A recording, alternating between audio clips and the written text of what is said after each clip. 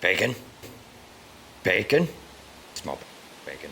All right, hey, welcome to another edition of JTJU, where we all try to be just a little better at the game of Clash of Clans. I got another Into the Trench episode. We're going to go out and look at actually two different attacks from different affiliates of JTJU. These are clans that basically work with us to try to further our strategies and how we do stuff. And they were doing an interesting version of the 105 using zapQuake. We're going to call it the 105R, full name 2LQ 105R. But it's, again, similar to the 2LQ 1813R that we talked about last week, in that it's a nice augmentation of the Dragoon for the max Town Hall 8 play, and lets you really get done well. Here's what it looks like. So you got, again, the zapQuake at the start. You got your 10 drags. So all your inventory is dedicated to dragons. You're going to bring one rage spell for your extra spell slot there, and then your CC is full of max loons that you're going to use in a read option type style. So that said, let's take a look at the two attacks and see if you can get a sense for it, maybe using your wars. Okay, so let's take a look at the two attacks. First, we'll look at East Coast 845. Let me play here, then we'll stop at the base view and mark it up a little bit, because you want to make sure you understand like the difference. So the 105 Classic is still viable. I mean, in terms of, as you look at bases, we just need a little bit tighter. So notice how these ADs are about, I don't know, what is that, 4 plus 2, 6, plus 1, 2 off centers, 8 plus 1 center, so it's 10. I think you're usually looking for 2 or 3 tiles closer for 105 vanilla.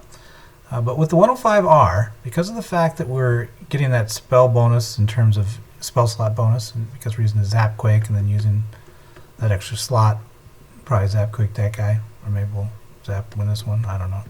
We're going to zap one of them. But the distance between the ADs can be a little wider.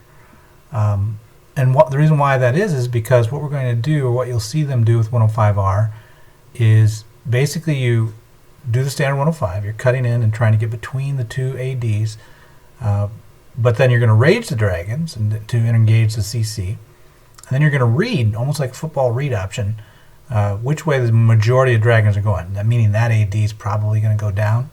And then you're going to deploy the loons on the other side. So let's see how this works with Thomas 123. Here he goes. zapQuake's the one at 3. He's doing his cuts at 6 and 9, coming in at 7:30. Here goes the dragon, engages, rages. He reads right there. Oh, pause. Almost gone. But you can see, so he placed the rage on this side. The dragons were mostly on this side, so then he deployed the loons against this last AD. See how it's the last one up? So Thomas read the defense, and basically in the reaction to his attack, to decide which way to slant. He was basically trying to decide from here or from here, which AD to play it against. But once he could read that, he deployed it, and then, at that point, he's just watching the attack. Now, we'll go ahead and keep playing here. But one of the things he doesn't do is he deploys the king a little late, right? The king's still in his camp right now, so it's not really used to help the dragons out at all. See how it comes in late? It's just doing cleanup on the edge. Usually you want to use the king in any Dragoon attack at Town Hall 8 to basically do distract to reduce pressure on your troops. Let's take a look at the second attack. And this is Cave Lupum. Cave of the Wolf, Clan of the Wolf, I think is what it means. But again, you're seeing the same gapping. A little wider than 105, especially on these verticals, right? But this one's not as bad. Ooh, hello. Learn to draw. But that one's not as bad, right? So, again, we're going to see a zapQuake on one of those, probably the backside one at 12. And then the whole goal, even though these are so buried, is we're going to do the cuts and then drive up the middle here, right? And then read off the rage. We're going to read which side we need the loons on. So let's see what happens. Horrible drawing. Sorry about that. All right, so here we go. So there comes the zapQuake at 12. And then the cuts at 4:30 and 7:30 will be coming in. Boom, boom. So now the funnel's at 6. Dragon comes out at 7:30, so the loons come in the backside because that side's going to be weak. I think the read was a little early, and the loons deployment was a little early, but not bad. And notice how fast the dragons got to center, and now the base is really in trouble. I mean, look how many dragons are left. 1, 2, 3, 4, 5, 6. And the king. So that's pretty impressive. 105R with a zapQuake to start.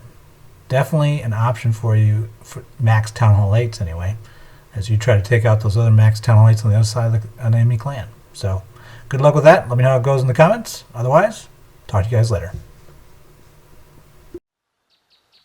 What am I gonna do? My clan sucks.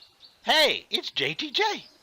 I think that's an all-out attack. No, it's the legendary JTJU. JTJU.